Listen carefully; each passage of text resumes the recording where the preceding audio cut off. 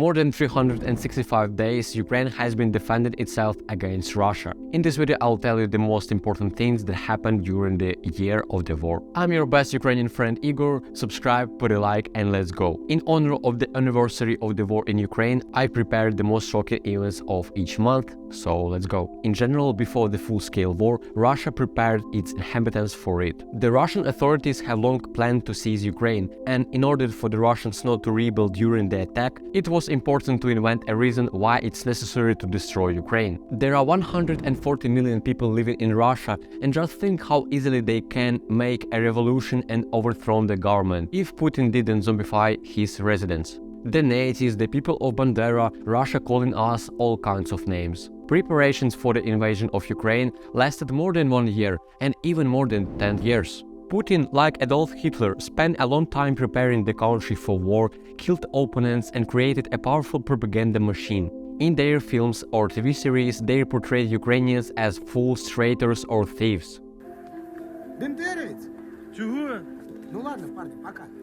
And people subconsciously formed a bad opinion about Ukrainians. And now let's start our timeline. February 24, 2022. Putin announced a special military operation on the territory of Ukraine in order to denazify and demilitarize Ukraine. This is how Russia calls a war crimes on a territory of sovereign state. In fact, there was no military operation, but a full-scale war began. The first rocket hit Kyiv, Mykolaiv, Odessa, Sumy, Kharkiv, and dozens of other Ukrainian cities. People are confused and they don't know what to do. By the end of the day, the Russians are advancing deep into northern regions. Panic was all over the country. And I'm very grateful to my president Volodymyr Zelensky, who supported Ukrainians and every day recorded a video message for us, where he supported us, warned us, and reassured us. And for more details about the first day of the war, you can see my video right here. The Russians wanted to occupy Kyiv in 3 days, but Ukrainian army took the blow very well. As it turned out, Russia doesn't have a second army in the world. They failed on many counts. Corruption within the Russian Federation, especially in the Ministry of Defense, has been exposed to the whole world. Also in February, Russia occupied my hometown Trostianets. It's a Sumy region, and my relatives and friends who stayed there were very scared. My best friend Alexei, or just Lyosha, sent me even a videos what was happening in the Trostianets in this time. After February, Ukrainians always recognize the invaders with the symbol Z or V. And we're approaching to the March.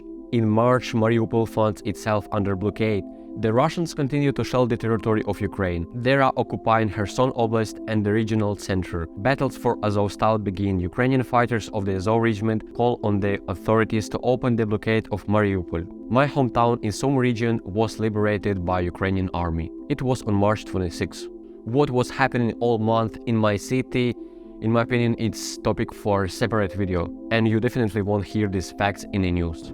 April, the retreat of the Russian army and the liberation of settlements in Kyiv and Chernihiv region, Bucha, Mutizhin, Irpin. Ukrainians revealing the terrible war crimes of Russia. Then there is a complete withdrawal of Russian troops from Kyiv and Chernihiv and Sumy Oblast. By the end of April, the armed forces of Ukraine will liberate villages in Kharkiv region and Mykolaiv region, and over 4.5 million people became refugees. In May, the armed forces of Ukraine lost control over the cities of Luhansk and Donetsk regions, instead advancing deep into Kharkiv region. Azov fighters followed the order of the Supreme Command and leave Azovstal.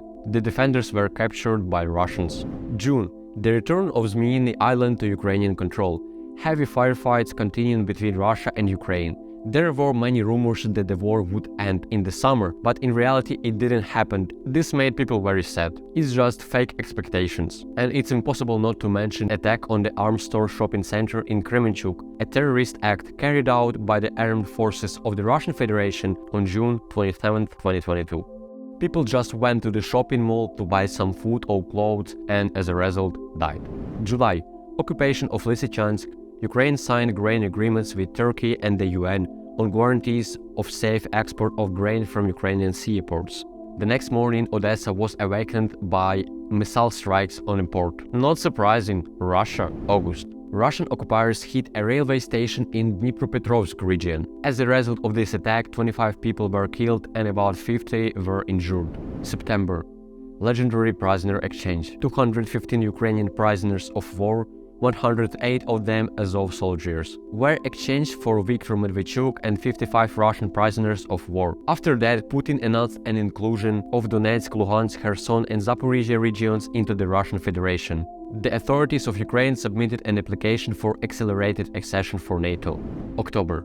The explosion on the Crimean Bridge that undermined the military power of the Russian Federation. The Ukrainian special services blew up the Crimean Bridge, and this triggered the transfer of Russian troops to the south of Ukraine. November. The occupiers begin to shell in Ukrainian energy infrastructure. Situations with electricity get worse. And for more details, you can see my video right here. But the Ukrainian army liberated Kherson. The Ukrainians were very happy about this, but the rocket attacks only intensified. On November 23rd, the European Parliament recognized Russia as a state sponsor of terrorism and a state that uses the means of terrorism. Poland and Moldova were also affected by Russian missile attacks. The main battles in December were concentrated in Bakhmut. By the middle of the month, the Ukrainian armed forces liberated, according to the various estimates, 78,000 square kilometers. Russia's losses exceeded 100,000 soldiers killed. On December 31st, Russia carried out New Year's attacks on Kyiv and many cities of Ukraine. The enemy launched about 20 cruise missiles, about half a hundred Shahed, carried out 55 attacks, including on Kherson Children's Hospital. At the beginning of 2023, the main battles were fought for Solidar of the Donetsk region near Bakhmut. On January 14, the occupiers attacked a residential building in Dnipro. During another massive strike, Russia fired 57 missiles, one of which, X-22, hit a residential building in the Dnipro. Part of the building was completely destroyed. 46 people died, more than 80 people were injured, and unfortunately hundreds of people lost their homes. On January 19th, the European Parliament supported the idea of creating a special international tribunal regarding crimes of aggression by Russia and Belarus against Ukraine. On January 25th, the Ukrainian armed forces left the Solidar. The most interesting, February. Volodymyr Zelensky made his second trip abroad in the year of the invasion. He visited London, Paris and Brussels.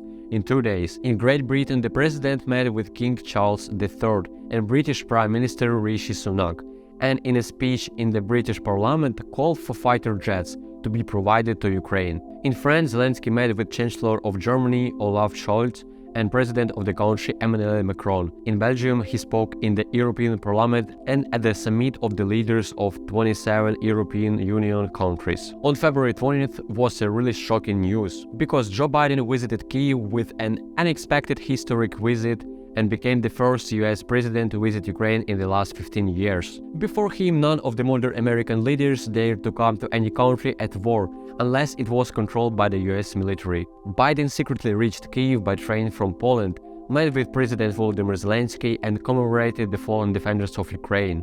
He assured Ukraine of long-term support and declared that Vladimir Putin had made a mistake in his calculations. 1 year later, Kyiv is standing, independent is standing, Ukraine is standing. Americans are with you, the whole world is with you. On February 21st, the Ministry of Education recommended that schools switch to the distance learning as it expected missile strikes on the anniversary of the war. And on February 23rd, there is a Day of the Soviet Army. I think this is some shit. And February 24th, but 2023, is the anniversary of the full-scale war in Ukraine. It was a very difficult year for Ukrainians, and we completely changed our attitude towards Russia and the Russians who support this war. Now life won't be the same, and I really hope that war will end in 2023. And I'm very grateful to people who support Ukraine. Please consider subscribing to my channel, hitting the bell icon and liking this video, because for me it's really big dose of motivation to do more videos, and for me every subscriber is important, and it also makes it clear that I am making content for a reason. Please write down in the comments when, in your opinion, the war will end in Ukraine. And that's it, have a great time, bye.